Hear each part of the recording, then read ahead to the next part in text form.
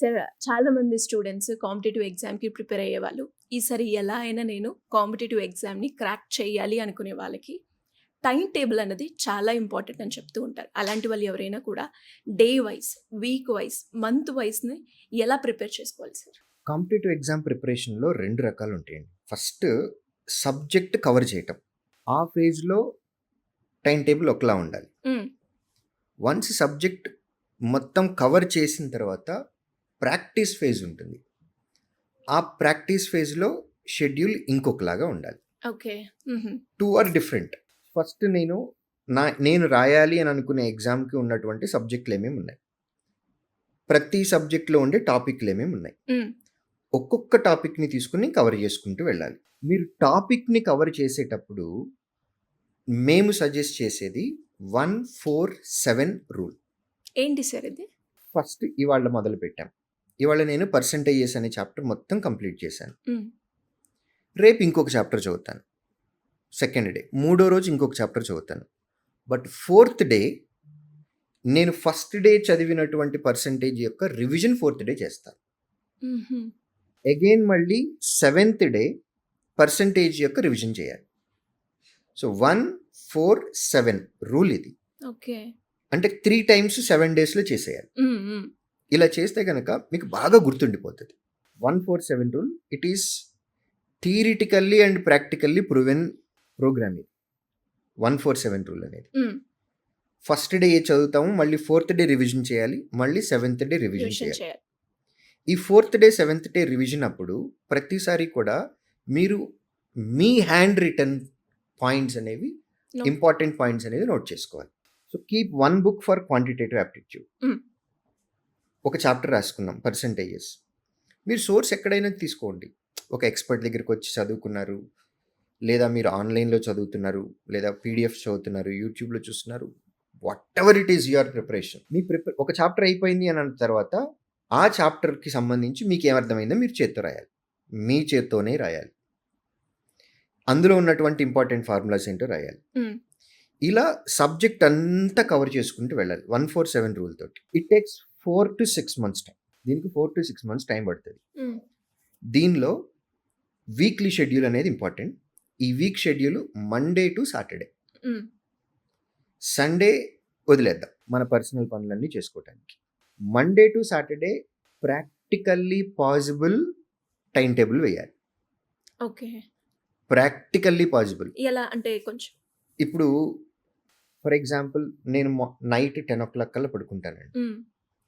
Early morning 4:35కి నేను లేస్తాను. ఇది నా బాడీ. సంవత్సరాల తరబడి నా బాడీ ఇలా సెట్ అయింది. 10 తర్వాత నేను మెలుకొని ఉండలేను అసలు. ఇప్పుడు అలాంటిది నా షెడ్యూల్‌లో నేను 12 వరకు చదువుతాను, 12 వరకు చదవాలి అని షెడ్యూల్ వేశాను అని అనుకోండి. Is it practically possible? No. No. మీరు ఎవ్రీడే మీ బాడీ 12, 12:30, 1:00 వరకు మెలుకొని ఉంటారు. హ్మ్. బట్ ఎర్లీ మార్నింగ్ మాత్రం 7 లోపు మీరు లెగవలేరు. అవును. 7:30కి మీరు లెగుస్తారని అనుకున్నాం. అలాంటి మీకు ఎర్లీ మార్నింగ్ 4:00కి లేసి 4-5:30 మీరు ప్రిపేర్ కరెంట్ అవుతారు. అఫైర్స్ రివిజన్ చేయాలి అని వేసాము అని అనుకోండి. Is it practically possible? No. So ఎవరికి వాళ్ళ డే షెడ్యూల్ తీసుకోవాలి. మనం ఏమి కొత్తగా మార్చొద్దు. తరతరాల నుంచి ఏళ్ల తరబడిగా మన బాడీ ఒక సిస్టమ్కి అలవాటు పడిందో ఆ టైంనే తీసుకుందాం. What we expect is productive time of 8 hours minimum. అంతకుమించి ఎక్కువ ఇస్తే సూపర్. హ్మ్. But it has to be productive time.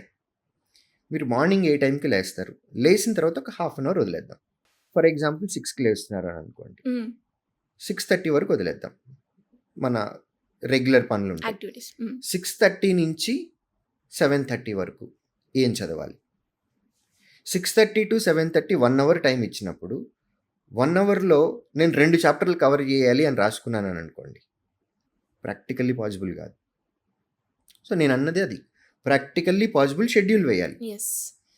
ఈ ప్రాక్టీస్‌లో pomodoro technique is very helpful. హుహు. 30 మినిట్స్ కాన్సంట్రేట్‌గా చదవండి. ఒక 5-10 మినిట్స్ బ్రేక్ ఇవ్వండి. బట్ ఆ 30 మినిట్స్ ఎలా ఉండాలి అనంటే హ్మ్. మన పక్క నుంచి ఎవరన్నా వెళ్తున్నా సరే మన కాన్సంట్రేషన్ డిస్టర్బ్ అవ్వకూడదు. పక్క నుంచి మనల్ని ఎవరన్నా పిలుస్తున్నా సరే మనల్ని ఇందులో నుంచి డీవియేట్ చేయకుండా ఉండేటటువంటి ఎన్విరాన్మెంట్లో చదవాలి.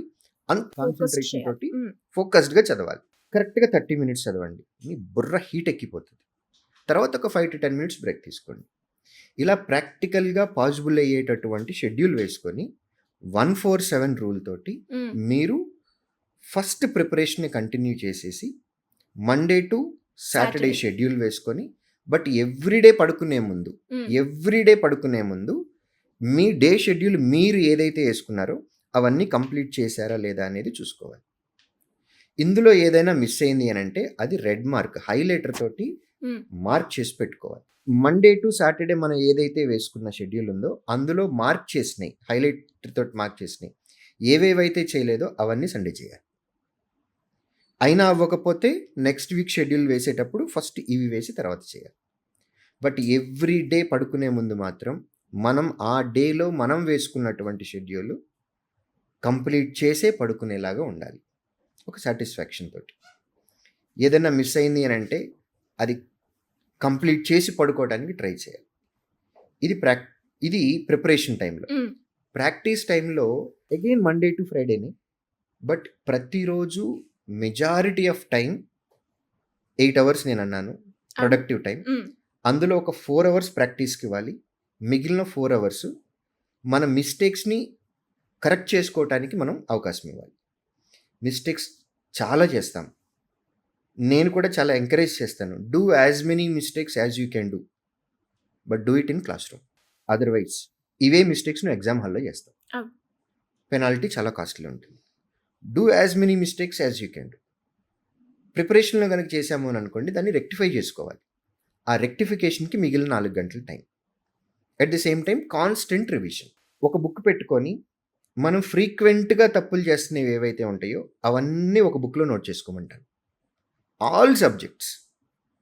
పర్సంటేజెస్ చాప్టర్లో పలానా క్వశ్చన్ వస్తే నేను ఈ మిస్టేక్ చేస్తున్నాను, నోట్ ఇట్. కరెక్ట్ ఏంటో కూడా రాయద్దు. అలా ఒక బుక్ మనం ప్రాక్టీస్ ఫేజ్లో ఒక బుక్ రావాలి.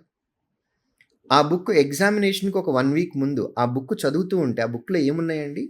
మీ మిస్టేక్స్ ఉన్నాయి. మీరు ఎన్ని మిస్టేక్స్ చేస్తున్నారు అన్ని మిస్టేక్స్ అందులోనే ఉన్నాయి. మిస్టేక్సే కాదు, దాని కరెక్ట్ ఏంటో కూడా దానిలోనే ఉంది.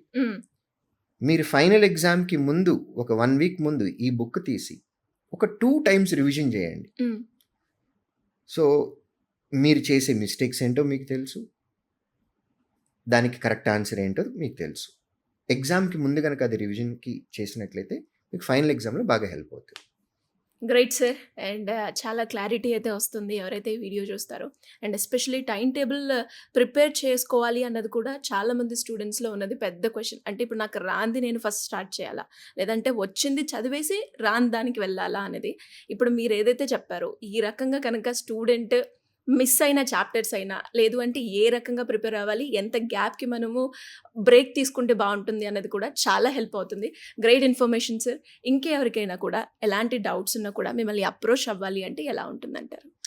మా ఆఫ్లైన్ సెంటర్స్కి రావచ్చండి డైరెక్ట్గా, లేదంటే స్క్రీన్ పైన కనపడుతున్న ఈ నెంబర్కి కాల్ చేయొచ్చు. Thank you sir. Thank you so much. Thank you.